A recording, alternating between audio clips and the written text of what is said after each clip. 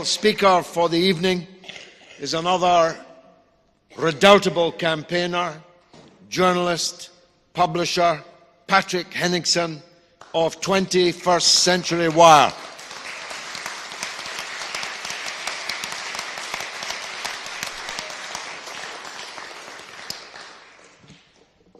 First of all, I want to thank you, everybody, for coming tonight.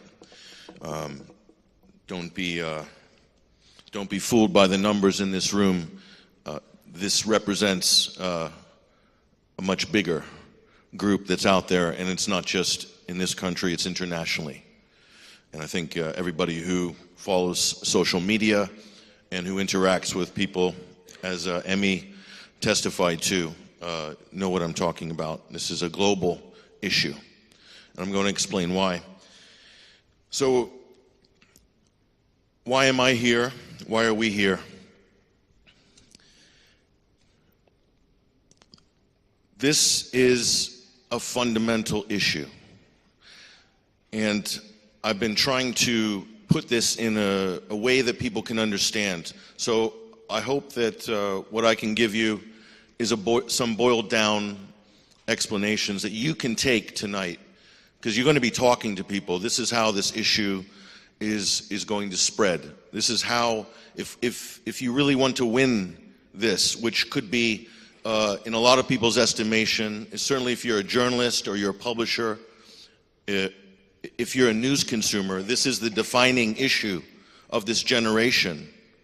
And if you think about from the beginning of the printing press, from the days of Gutenberg till now, think about a post-Enlightenment democratic society. Think of all the trials and tribulations that we've had to go through in this country, in Europe, in the United States, in North America, all around the world, just to achieve some fundamental rights, some constitutional rights, some protections for whistleblowers, for instance, for the press, that they might publish and be damned, but still they'll publish. Think about all the blood that's been shed for that. It's not unlike the fight of the suffragettes, or winning the right to vote, which not everybody takes advantage of, despite how many people sacrificed for those rights. So this issue affects everybody. When you go away tonight and you talk to people about what these speakers said at this event that I went to in London, you have to make it clear to everybody you speak to that this affects everybody. This doesn't just affect the press, the papers, the titles that you love, the ones that I used to read, look forward to reading every weekend when I had my stack, to read The Independent, The Guardian, The Times, The Sunday Times, The Mail, whatever. But you understand, now it's every journalist, every publication, every blogger, everybody who uses social media. And I make this point to people, there's people doing forensic document analysis on Twitter. They're just ordinary enthusiasts, citizens. They're publishing, they're journalists. The amount of journalists on the planet has mushroomed, okay? So this issue affects everybody. It affects absolutely everybody. This is fundamental, okay? Julian Assange and Chelsea Manning are holding the line on one of the most important pillars of a post-Enlightenment democratic society. Understand that's what's happening, okay? That's what you have to get people to understand. You yourselves have to understand that first. Okay, and let me tell you, when governments take power or take rights away from citizens, they don't give them back very easily, short of a French Revolution scenario. And I don't want to see that happen. Of course, nobody does. But that's a very difficult path for society to tread down. Okay, so this is not trivial. But I look in the mainstream media, I look at the journalists, I look at the people who should be covering this. I look at The Guardian, who milked WikiLeaks for all the street cred it was worth and Edward Snowden, and to look at some of the pieces of fiction that they've published over the last couple of years, especially pertaining to this case and also to Julian Assange. And it's unbelievable. Not that they would call themselves journalists, but that they themselves don't see the danger in letting this one slide. And we've had the editor of WikiLeaks here tonight, and he's very worried, and so he should be, and so should everybody. That the norms, what do our leaders call it? The rules-based international order. Okay, they even got an acronym for it now. It's RBIS system, rules-based international system. Okay, what rules-based international system? Making it up as you go along. That is the rules-based international system. It's a Hobbesian state of nature where might makes right. And this is what the editor of WikiLeaks was lamenting, and I could hear it in his voice. All of the things that we believed in, that everybody worked towards, dissipating, dissolving right before our eyes. This case is a touchstone on this issue. So understand that Julian Assange is the publisher, like any publisher. And Chelsea Manning is the source. Those two things make a story. You lose one, you lose the other. Or at least you lose the purpose of the other, the publisher, okay? This is so important. Now, that's the fourth estate. And right now, there's a lot of people who don't even know what the fourth estate is anymore, who don't care what the fourth estate is. And most of those people are people working in what they think are the fourth estate. So I could give you if we talk about fake news stories in the mainstream media, I could give you a list as long as my arm for every single individual publication just in the last 12 months, okay? But what we have is a system, a state that doesn't believe that it should be held accountable by anybody. And you have to remember, and Alexander pointed this out very clearly, in the United States, we have freedom of the press, protection of the press. These are things that are mentioned in the Constitution in the United States. So you lose this, you lose everything. This is how fundamentally important it is. So the system believes that it itself should be supervising itself, that only it is best suited to regulate itself, to hold itself accountable. What sort of system is that, I ask? Okay, I think we know the answer to that. We saw it in the mid-20th century, breaking out in Europe, okay? Corporativism, the term equated with fascism, made famous by Giovanni Gentile, an Italian philosopher, but attributed to Benito Mussolini often. That's the system that we're looking at now, a corporatist state that is not accountable to anybody. Corporations are not accountable, full stop. Anybody who's tried customer service for any big company can attest to that most of the time. But that's what government's becoming like. You go to court, corporation has 100 lawyers. You have maybe a public defender.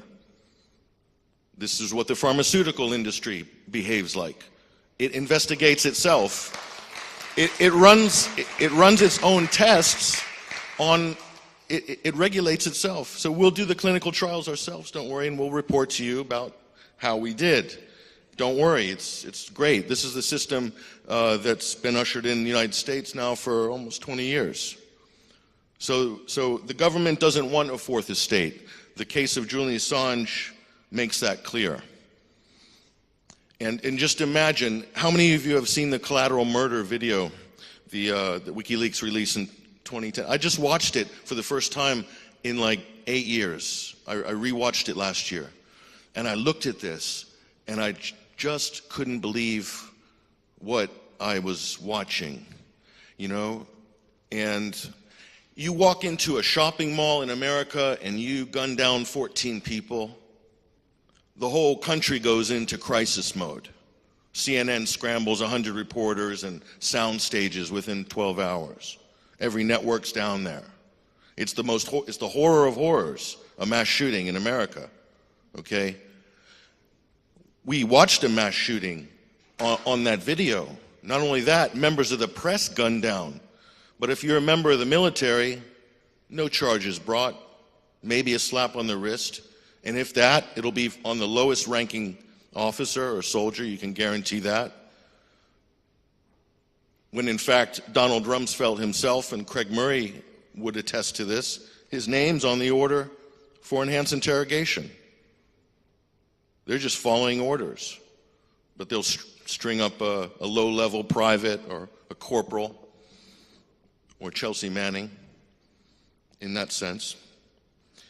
So the other thing is understand that this is fundamentally a technology issue as well. This is a jurisdiction issue. WikiLeaks is in its purest form. If you could take a 21st century media outlet and say this is a archetypal 21st century media outlet, no print, totally digital, international, decentralized, that's WikiLeaks. It doesn't do commentary, doesn't do television interviews or podcasts. It just gets information, it vets it, it collates it, it curates it, does a little bit of formatting, and then it publishes it. And that's an invaluable service for the media. The rest of the press globally should be looking at this and saying, what a fantastic resource WikiLeaks is. They do the hard work for us. They do the heavy lifting for us. All we have to do is report on it, okay? And pull out the nuggets of interest in there that are relevant to our political situation, as Sheila demonstrated a couple of those nuggets in that very thick book. Okay, that's how valuable WikiLeaks is. Now, I just want to make a comment on Julian Assange. We talked about the character assassination of Assange. So I was at Belmarsh prison with a lot of people who are here today, protesting and also showing our support for Julian Assange just last week, 2 weeks ago. Now, the morning of that protest, the night before, I got a call from my colleague behind me, and she said, will you go on LBC radio and do an interview about Assange? And I said, well, she said, it's a maybe. So she said, I think George Galloway was meant to do that interview. So I volunteered he couldn't make it, so I volunteered to stand in. So I could say that I'm George Galloway's stunt double for LBC. Andrew Castle was the host, okay? Nice guy, nice guy. They did the pre-interview the day before, asked me questions. They weren't even listening to my answers, quite frankly. Anyway, the show starts, and I knew that all of the questions they asked me on the pre-interview, they weren't going to ask me any of those questions on the interview. So as soon as the interview started, Andrew Castle started laying into this issue of Julian Assange as a sex criminal and the issue of Sweden and reviving this case. Okay.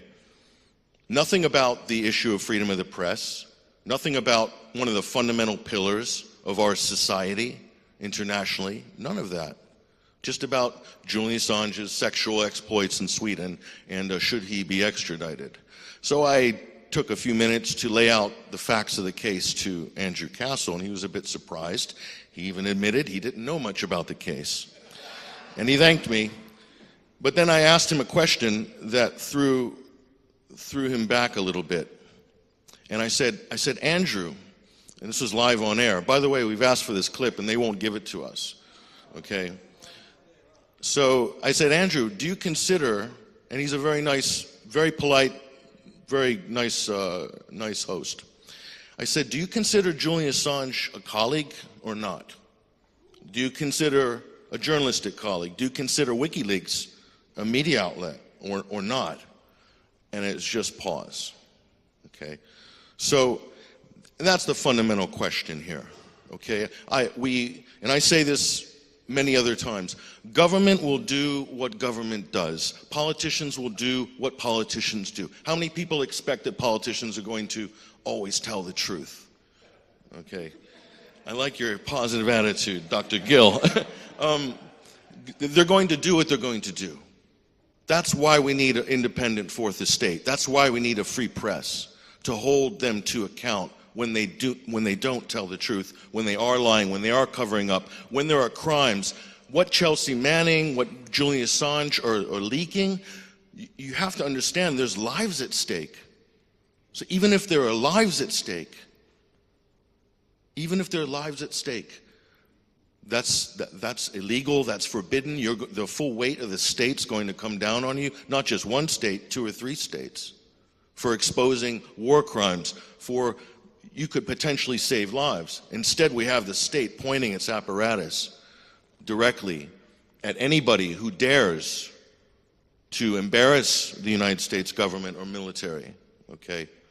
And that's the jurisdiction issue. This is about full global jurisdiction, okay? The technology has introduced a fundamental problem, and we all know what our constitutional rights are, we know what our history is, but we don't know how to deal with this going forward. Certainly the government doesn't.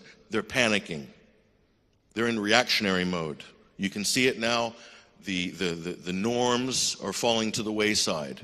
They do not have the coolness or the level-headedness to sit down. Quite frankly, they don't have the expertise, okay? In terms of technology, most of these people that I've spoke to or heard talk, they're out to lunch. I've seen the talks at Davos and the various other forums, and a lot of people are completely out to lunch, ministers of digital culture and whatever, okay? They can just about use their email and send out a few tweets, and even then, it's haphazard, okay? So the people maybe sitting in this, behind me, this panel, has more knowledge and more insight in this issue, possibly, than the decision makers in government. And the people I'm facing right now in the audience, some of you, I would put probably in that category as well. You understand the nature of media. You understand the nature of the internet, social media, because you've been using it. You've been on the front lines. You've been in the forums. You've been in the chat rooms for 20 or 30 years, some of you. You've been blogging. Our political leaders haven't. They've been told about blogs and what they should know about blogs and what they should say about blogs when they stand in public. So that's basically the message. This is, I could go into a lot of other issues, but this affects everybody. So my message is simple. The message that you need to take away tonight is simple, okay? This is for everybody. And if you think the odds are stacked against you, understand that how things change is when one person gets up and says, no, it's not going to happen. I'm not going to accept that. And as with the letters flooding to the MPs is one example. But you have to physically stand up and say no, and you have to put yourself in between the aggressor and the person who's being oppressed in this case, who's representing the interests of everybody here and outside these doors. That is the most important concept, and I hope everybody can take that on board, spread that to as many people as you can, get people aware of this issue, get people to understand how important and fundamental it is. Yeah, thank you very much, everybody.